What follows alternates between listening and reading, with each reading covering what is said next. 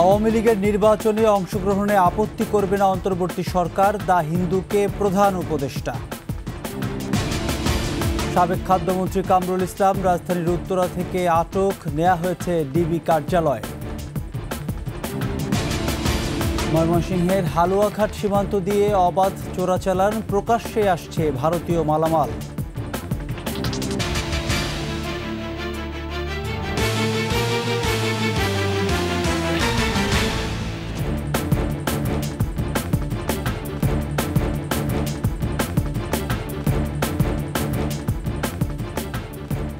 শুনছিলেন সংবাদ শিরোনাম। আমন্ত্রণ সকালের ২১ সংবাদে, সাথে আছি আমি প্রণব চক্রবর্তী। দর্শক, ২১ টেলিভিশনের সংবাদ একই সাথে সরাসরি দেখতে পাবেন আমাদের ফেসবুক পেজ www.facebook.com/2124 অনলাইনে। এছাড়া সাবস্ক্রাইব করতে পারেন www.youtube.com/21etv চ্যানেলে। আগামী নির্বাচনে আওয়ামী লীগের অংশগ্রহণের ব্যাপারে অন্তর্বর্তী সরকার আপত্তি করবে না বলে জানিয়েছেন প্রধান উপদেষ্টা ডক্টর মোহাম্মদ ইউনূস। সব রাজনৈতিক দলের অংশগ্রহণে নির্বাচন চেয়েছে বিএনপি। প্রধান রাজনৈতিক দল হিসেবে বিএনপির মতামত উপেক্ষা করবে না বলেন তিনি। তবে ভারত থেকে শেখ হাসিনাকে ফেরাতে বাংলাদেশ চেষ্টা করবে বলেও আবারও জানান প্রধান উপদেষ্টা। বিস্তারিত থাকছে রিপোর্টে। আগামী নির্বাচন কখন কিভাবে হবে, কোন কোন দল অংশ নেবে, আওয়ামী লীগের রাজনীতি করার সুযোগ থাকবে কিনা, রাজনৈতিক দল থেকে শুরু করে সাধারণ মানুষ যখন রাজনীতির এ সমীকরণ মেলাচ্ছেন, এমন সময় ভারতীয় সংবাদ মাধ্যম দ্য হিন্দু প্রধান উপদেষ্টার এক সাক্ষাৎকার প্রচার করেছে। আওয়ামী লীগকে আগামী নির্বাচনে প্রতিদ্বন্দ্বিতার সুযোগ দেয়া হবে কিনা দ্য হিন্দুর এমন প্রশ্নের জবাবে ডক্টর মোহাম্মদ ইউনূস বলেছেন, এটা ইতিমধ্যে ঘোষণা করা হয়েছে।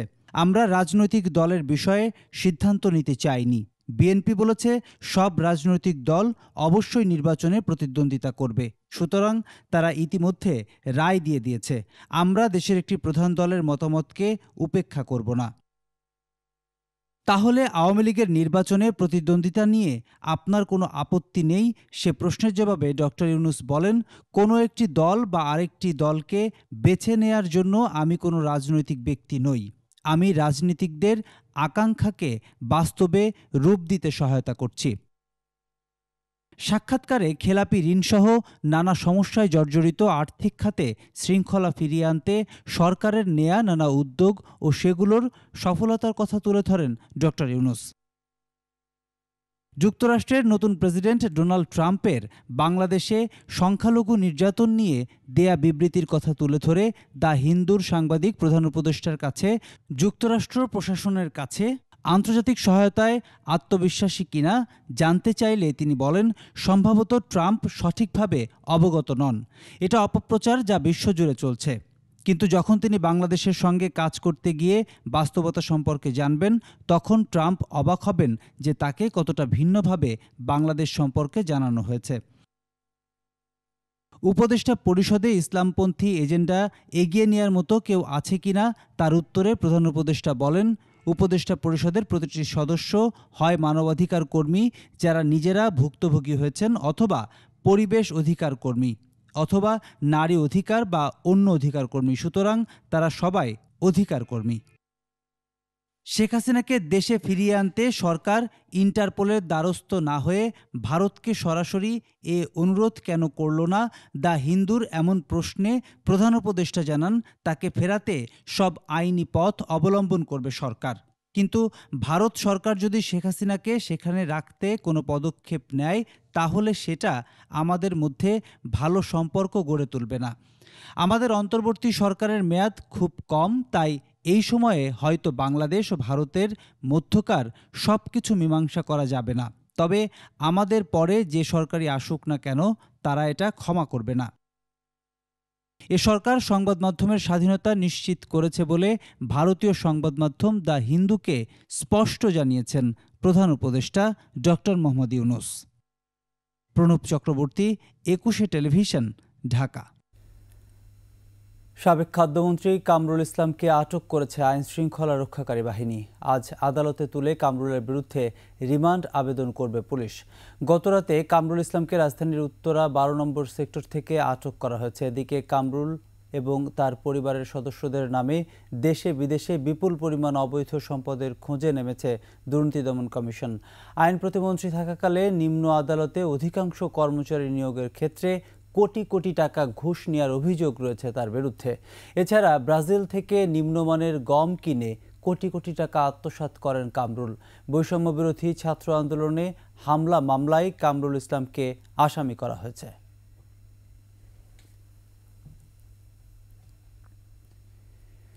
ওমান সালতানাতের ৫৪তম বর্ষ পালন করেছে ঢাকার ওমান দূতাবাস। এ সময় অন্তর্বর্তী সরকারের সঙ্গে আরও ঘনিষ্ঠ সম্পর্ক তৈরির আশাবাদ ব্যক্ত করেছেন দেশটির রাষ্ট্রদূত আব্দুল গফফার আল করিম আল বুলুসি। রাজধানীর একটি হোটেলে আয়োজিত অনুষ্ঠানে উপস্থিত ছিলেন ২১ টেলিভিশনের চেয়ারম্যান ও সিইও আব্দুল সালাম সহ ব্যবসায়ী ও সুশীল সমাজের প্রতিনিধিরা। সুমাইয়া খানের সহায়তায় আশরাফ শুভর রিপোর্ট। জাঁকজমকপূর্ণ অনুষ্ঠান আয়োজনের মাধ্যমে ওমান সালতানাতের ৫৪তম বার্ষিকী উদযাপন ঢাকার ওমান দূতাবাসের। বিভিন্ন দেশের প্রতিনিধি ছাড়াও এতে অংশ নেন অন্তর্বর্তী সরকারের উপদেষ্টা ডক্টর আসিফ নজরুল সহ সুশীল সমাজের প্রতিনিধিরা। এছাড়া ২১ টেলিভিশনের চেয়ারম্যান ও সিইও আব্দুল সালাম সহ গণমাধ্যম ব্যক্তিরা অতিথি হিসেবে উপস্থিত ছিলেন।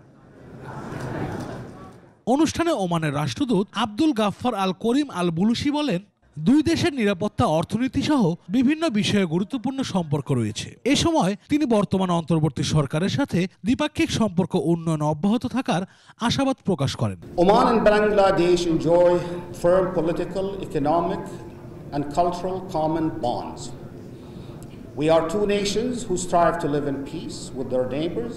We highly value harmony and tolerance internally, and we both seek to generate economic growth to ensure the well-being of our people. অনুষ্ঠানে অন্তর্বর্তী সরকারের আইন উপদেষ্টা আসিফ নজরুল গণ অভ্যুত্থানের শহীদদের স্মরণ করেন। ওমানের সঙ্গে বন্ধুত্বপূর্ণ সম্পর্ক এগিয়ে নেওয়ার প্রত্যয় ব্যক্ত করেন তিনি। While proceeding with my remark, I feel deeply urged to recall the brave students and citizens who sacrificed their valuable life in the last July-August mass uprising in our pursuit of a democratic, inclusive, just and equitable society. এর আগে অতিথিদের উষ্ণ অভ্যর্থনা জানায় Oman দূতাবাস। আশরাফ শুভ, ২১ television, Dhaka. সরকার পরিবর্তন হলেও ময়মনসিংহের হালুয়াঘাট সীমান্ত দিয়ে চোরাচালান চলছেই। প্রায় প্রকাশ্যেই আনা হচ্ছে ভারতীয় মালামাল। তবে পুলিশ বলছে চোরা কারবারিদের তৎপরতা বন্ধে কাজ করছেন তারা। এদিকে অভিযোগ অস্বীকার করে চোরা কারবারিরা বলছে তারা এসবের সাথে জড়িত নয়। ময়মনসিংহ বিভাগীয় প্রতিনিধি আতাউর রহমান জুয়েলের তথ্য ছবিতে ডেস্ক রিপোর্ট। এখনো থেমে নেই হালুয়াঘাটের সীমান্ত এলাকায় চোরা কারবারিদের তৎপরতা। আগের মতোই ভারত থেকে আসছে জিরা সহ অন্যান্য মশলা, চিনি ও প্রসাধনী।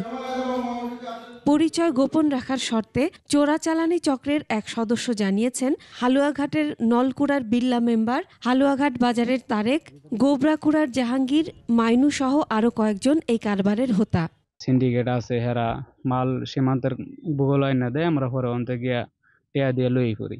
তারেক সহ আরো অনেক বড় বড় লোক আছে, এরা এটা আঙ্গরে লিড দেয়। তবে অভিযোগ অস্বীকার করেছে অভিযুক্তরা। আমি জানি, আমি এই বিষয়ে শতাব্দী। তাহলে আপনার নাম আসলো কেন ভাই? আমার সুস্থ থাকতে পারে, আমার নাম কেন আসলে কেন নাম জানি না, আপনাদের কাছে নামটা কি দিল?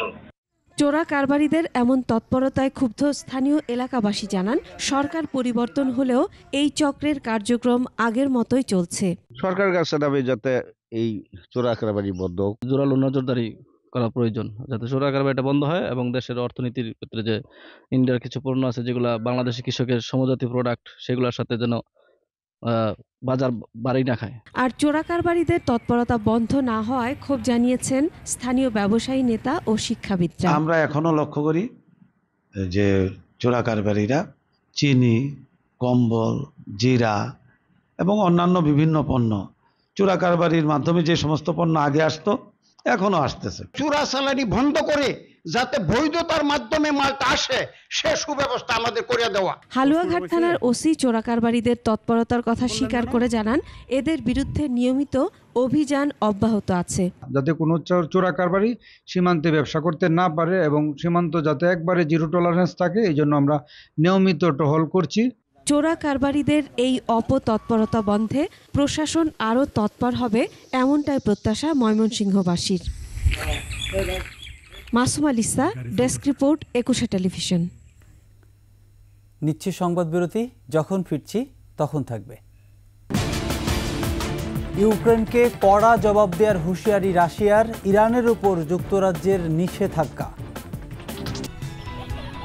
মেয়ের জন্য ফিউচার প্ল্যান করে রেখেছি আমার ফাইন্যান্সিয়াল পার্টনার আইডিএলসির সাথে।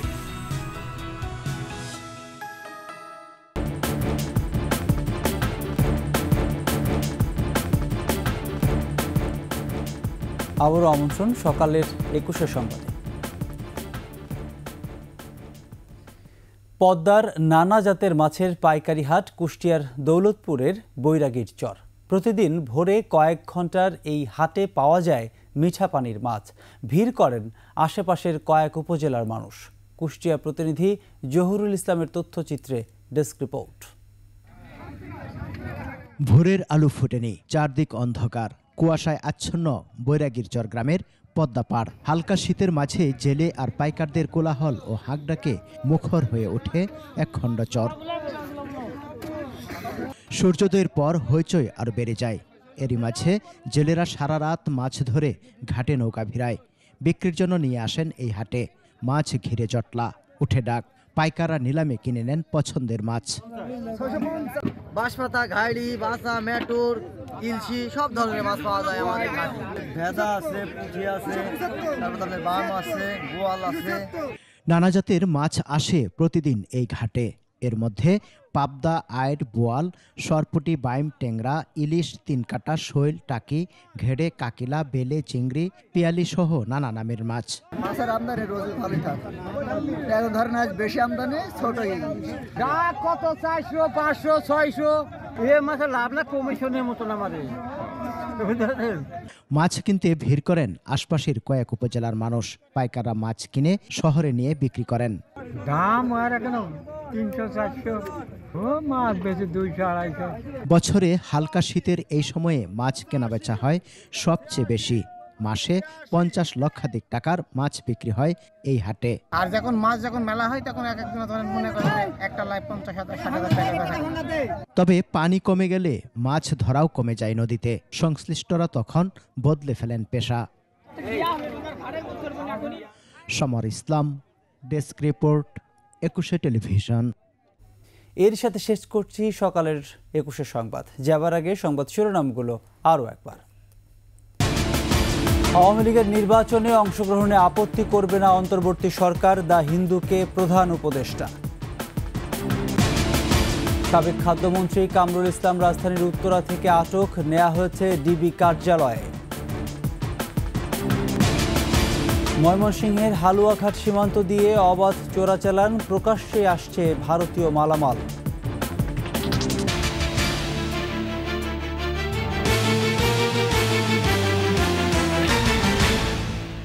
দর্শক, সর্বশেষ সংবাদ জানতে ডায়াল করুন 2024 নম্বরের, ভিজিট করুন ekushe-tv.com এই ওয়েবসাইটে। ফেসবুকে ভিজিট করতে পারেন www.facebook.com/ekushe24 অনলাইনে। এছাড়া সাবস্ক্রাইব করতে পারেন www.youtube.com/ekushe-tv চ্যানেলে।